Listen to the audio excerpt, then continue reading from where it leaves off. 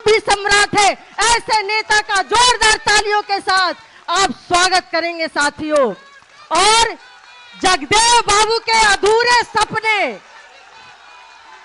को पूरा करने के लिए और जो हमारा वैभव, जो हमारा सम्राट अशोक का खोया हुआ वैभव प्राप्त करने के लिए हमारे नेता यहाँ उपस्थित है।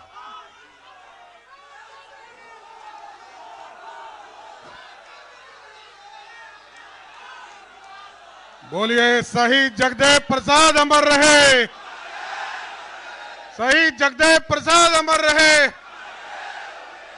बोलिए भारत माता की, भारत माता की जय जय श्री राम, जय जय श्री राम।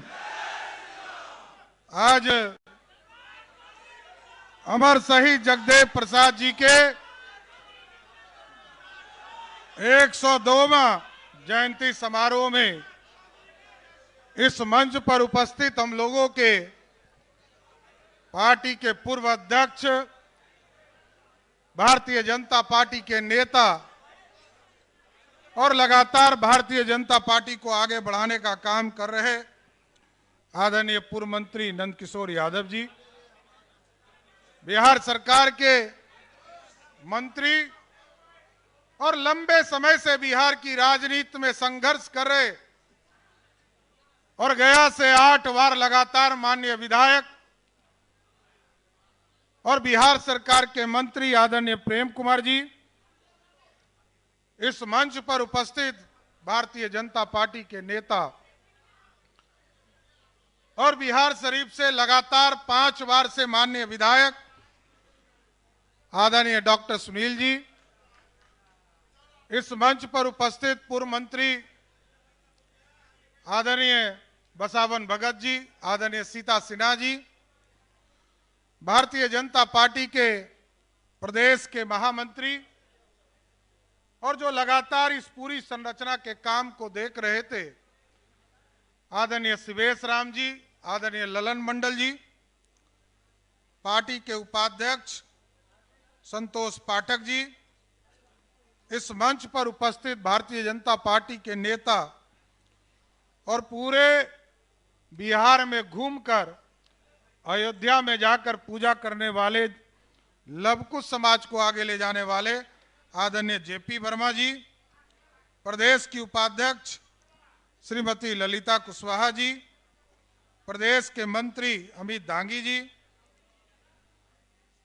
पटना के पूर्व उप महापौर रूपनारायण मेहता जी, संतोष मेहता जी, पार्टी की प्रवक्ता सुहेली मेहता जी, माननीय विधायक केदार गुप्ता जी, दानिश जी, प्रभात जी, सम्मानित मंच और मंच के सामने उपस्थित तमाम भाइयों, बुजुर्गों, नौजवान साथियों, माता एवं बहनों, आज ऐसे वीर योद्धा का हम लोग जयंती मनाने का काम कर रहे हैं जिन्होंने आज से 50 साल पहले इस बिहार में लोकतंत्र और सही का लोकतंत्र स्थापित करने के लिए गरीबों को न्याय मिले, पिछड़ों को न्याय मिले, अति पिछड़ों को न्याय मिले, दलित समाज को न्याय मिले, इसकी लड़ाई 100 में 90 शोषित है, 90 भाग हमारा है, ये नारा देकर लड़ने का काम किया था। और जो नारा 1965 के जमाने में आदरणीय सरदेव जगदेव प्रसाद जी ने दिया, उस सपने को पूरा करने का काम आज मैं मान सकता हूं।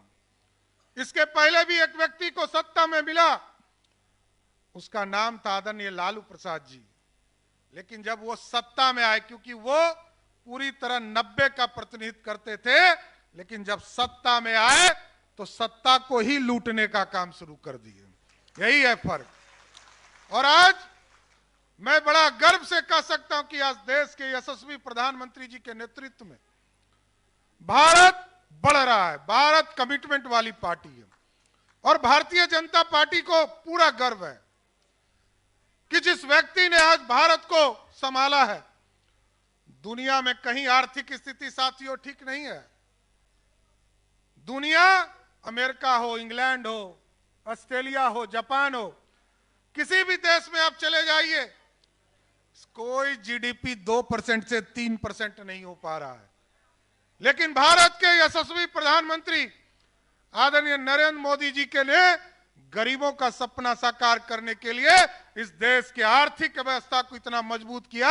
आज दुनिया में सबसे गति से बढ़ने वाला देश कोई है तो वो भारत है। और साथियों, जगदेव प्रसाद जी के परिवार से मैं आता हूं, खून के खून से आता हूं, और हमारा भी सम्मान साथियों, मैं देखता हूं भारतीय जनता पार्टी या कई पार्टियों को हम लोगों ने देखा, किसी पार्टी ने इस समाज को सम्मान नहीं दिया। आज देश में 3 उप मुख्यमंत्री यदि इस समाज से है तो वो भारतीय जनता पार्टी और नरेंद्र मोदी जी के नेतृत्व में साथी। उत्तर प्रदेश में केशव जी हैं, दिया सिंह जी राजस्थान में है, और आज इसके बावजूद हमको बिहार जैसे प्रदेश में उप मुख्यमंत्री बनाकर, पार्टी का नेता बनाकर आदरणीय नरेंद्र मोदी जी ने समाज को आगे लाने का काम किया सर।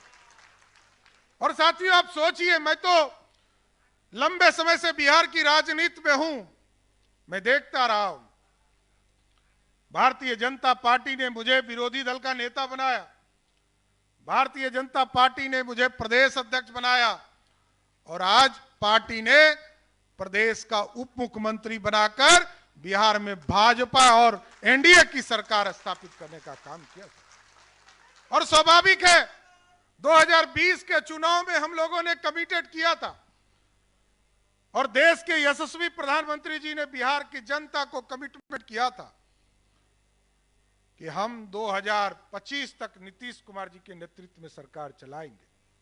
और 2025 के बाद भी यदि आप चाहते हो कि समाज आगे बढ़े, समृद्धि हो, बिहार की भाजपा बढ़े, तो 2025 में फिर से एनडीए की बहुमत वाली सरकार बनाना है साथियों। हाँ साथियों, जान लीजिए, बिहार विकसित होना है, बिहार को आगे ले जाना है। और अब तो हम लोग लड़ रहे थे, लगभग 14-15 महीने से लगातार महागठबंधन के लोगों से लड़ने का काम कर रहे थे। और जब आप जाते होंगे किसी चाय के दुकान पर, तो लोग पूछते होंगे कि आरक्षण का समर्थक कौन है, तो लोग कहता होगा कि राजद वाले सबसे ज्यादा समर्थक है। लेकिन साथियों, यह स्पष्ट रहिए, 1990 से लेकर 2005 तक बिहार लालू प्रसाद जी और राबड़ी देवी जी की सरकार चली। एक व्यक्ति आपको नहीं मिलेगा जिसने आरक्षण जिनको दिया हो, एक व्यक्ति नहीं हो, चाहे वो पिछड़ा हो, अति पिछड़ा हो, महिला हो, दलित समाज हो या अगड़ा समाज हो, किसी समाज को लालू प्रसाद जी ने 1% आरक्षण देने का काम नहीं किया।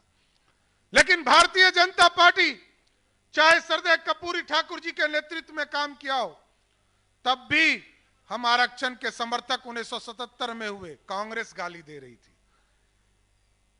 सरदेव जगदेव प्रसाद जी की हत्या यदि किसी ने करवाया तो कांग्रेस पार्टी ने करवाया साथियों। आज 2005 में जब नंदकिशोर जी बिहार सरकार में मंत्री हुए, प्रेम जी हुए, सुशील मोदी जी के नेतृत्व में भारतीय जनता पार्टी थी, पहली बार अति पिछड़े समाज को आरक्षण दिया गया, पहली बार महिलाओं को 50% का आरक्षण देने का काम किया गया, दलित समाज को आरक्षण देने का काम किया गया। और साथियों, इसलिए मैं कहता हूं कि 2001 का चुनाव याद कीजिए, कोई आरक्षण नहीं था, लालू जी, राबड़ी जी मुख्यमंत्री थी, लेकिन ना पिछड़े को, ना दलित को कोई आरक्षण नहीं था, पिछड़े को भी आरक्षण नहीं। इसलिए साथियों, भारतीय जनता पार्टी सबका साथ, सबके विकास की बात कर, और 70 वर्ष के बाद जब लगा कि इस देश में उच्च जाति समाज के लोग भी गरीब हो गए, तो उनके लिए भी आरक्षण देने का काम किसी ने किया, वो नरेंद्र मोदी की सरकार हुई साथियों। हम सबका साथ विकास की बात करते हैं। और आप जान लीजिए, इस देश में अब कोई व्यक्ति नहीं बचा है जिसको आरक्षण नहीं मिलता है। कोई व्यक्ति हो, मैं क्रीमी लेयर हो सकता हूं, लेकिन कुशवाहा समाज को आरक्षण मिलता है। नंदकिशोर जी क्रीमी लेयर हो सकते हैं, लेकिन यादव समाज को आरक्षण मिलता है। यदि विजय सिन्हा जी होते तो विजय सिन्हा जी को नहीं मिलता है, ये मैं मान सकता हूं, लेकिन भूमिहार समाज को भी आज देश में आरक्षण की व्यवस्था है साथियों। कोई समाज नहीं बचा है, सब आरक्षण में है। और ये तब संभव हुआ जब भाजपा सरकार में रहती है साथियों। लालू जी चिकर चिकर के कहते हैं कि मैंने मंडल कमीशन लागू करने का काम किया। आपको साथियों जानना चाहिए, भाजपा के कार्यकर्ता साथियों को, 1989 में जनता दल जब बीपी सिंह जी के नेतृत्व में काम कर रहा था तो मात्र 143 सांसद उनके पास थे और कांग्रेस पार्टी के पास 200 सांसद थे और भाजपा के पास 84 सांसद था।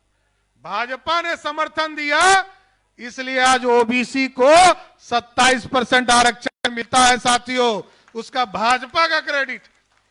इसलिए हम पूरी तरह इसके समर्थक हैं कि भाजपा तब तक आरक्षण जारी रखेगी जब तक गरीब उत्थान नहीं होने का काम कर सके। इसलिए साथियों मैं यही आग्रह और निवेदन करूंगा कि जो सरदेव जगदेव प्रसाद जी ने जो सपना देखा था इस देश के लिए, आज देश में गरीब का बेटा, चाय बेचने वाले का बेटा इस देश का प्रधानमंत्री है। लोग सपना देखते थे कि कोई गरीब का बेटा देश का प्रधानमंत्री बने, लेकिन आज भाजपा ने तय किया और देश के गद्दी पर और देश के लाल किला पर कोई तिरंगा फहराने का काम कर रहा है, तो उसका नाम है नरेंद्र मोदी साथियों। यही है, और इसलिए मैं कहता हूं कमिटमेंट वाली पार्टी है। जो एक बार कह दिया उससे पीछे नहीं हटूंगा। एक बार आज से 70 वर्ष पहले डॉक्टर श्यामा प्रसाद मुखर्जी जी ने इस देश से कमिटमेंट किया। पंडित चाणक्य ने आज से 2000 वर्ष पहले जिस नारा को दिया था, अखंड भारत का सपना देखेंगे, उस सपने को साकार करने का जब नारा दिया कि 370 हटाएंगे और कश्मीर से कन्याकुमारी मिलाएंगे, तो कोई नहीं सोचता था कि 70 वर्ष तक इंतजार करेगी भारतीय जनता पार्टी। आप सोचिए, भारतीय जनसंघ के लोग, भाजपा के लोग जब आपके गांव में आते होंगे, लोग कहते होंगे नहीं चलेगा 2 विधान, नहीं चलेगा 2 निशान और नहीं चलेगा 2 प्रधान, तो लोग मजाक उड़ाते थे। लेकिन 70 वर्ष हटे, खत्म हुआ और देश की जनता ने नरेंद्र मोदी जी पर भरोसा किया और भाजपा को एब्सोल्यूट मेजॉरिटी दिया। तो 2019 में 370 को उखाड़कर कचरे के ढेर में फेंक दिया। आज भारत एक है और हम तो जिस सम्राट अशोक के वंशज कहते हैं अपने आप को साथियों, आज भारत जो है इसके 3 गुना बड़ा था, इससे 3 गुना बड़ा भारत था और आज तो लोगों ने तोड़ने का काम किया। सरदार पटेल ने 567 रियासतों को मिलाकर इस भारत को श्रेष्ठ बनाने का काम शुरुआत किया था, लेकिन कश्मीर छूट गया था। उस सपने को साकार नरेंद्र भाई मोदी ने किया साथियों। और जिस तरह शादी ब्याह में टेंट में बैठता है ना लोग, तो 500 बरस से प्रभु श्री राम इंतजार कर रहे थे, 500 बरस से। और साथियों याद कीजिए, भाजपा के कार्यकर्ता जब गांव में जाते थे, लोग पूछते थे राम मंदिर वहीं बनाएंगे, तारीख नहीं बताएंगे। आज तारीख भी बताया साथियों। अब तो उद्घाटन हो गया। आप सभी साथियों से आग्रह करूंगा कि भव्य राम मंदिर में चलकर आप जरूर दर्शन करने का काम कीजिए। ये हमारा सपना है, ये भारत का सपना है। और अभी तो अयोध्या और काशी हुआ है साथियों, और अभी मथुरा बाकी है। इसलिए साथियों मैं आज सरदेव जगदेव प्रसाद जी के जयंती के अवसर पर आप सभी लोगों को जरूर आश्वस्त करता हूं कि जगदेव प्रसाद जी के सपने को साकार करने के लिए यदि अपने खून के भी कतरे कतरे को बिहार के लिए लगाना होगा, उससे कभी पीछे नहीं हटूंगा। और बिहार को श्रेष्ठ बनाने में, बिहार को विकास के लिए आगे बढ़ाने का काम करता रहूंगा।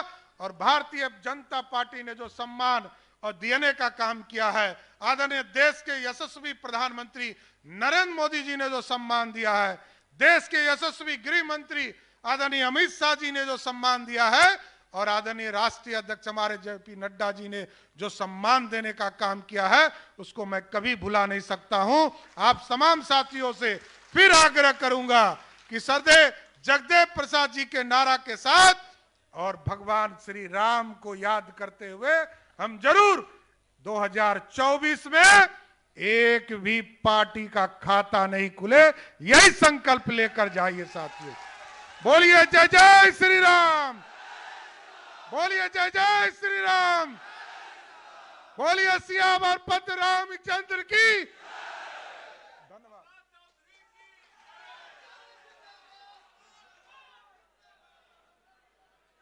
आज हमारे कुछ लोग ज्वाइन करेंगे, ऐसे अपने झंझारपुर लोकसभा के पूर्व प्रत्याशी राजकिशोर अनिल मेहता जी नवादा जिलाध्यक्ष सम्मान कर रहे हैं अध्यक्ष जी का। हेमलता वर्मा जी से भी आग्रह है और अपने राजकुमार सिंह कुशवाहा झंझारपुर के पूर्व लोकसभा के प्रत्याशी, उनसे आग्रह है कि वह मंच पर आए। माननीय अध्यक्ष जी उनको पार्टी ज्वाइन कराएंगे।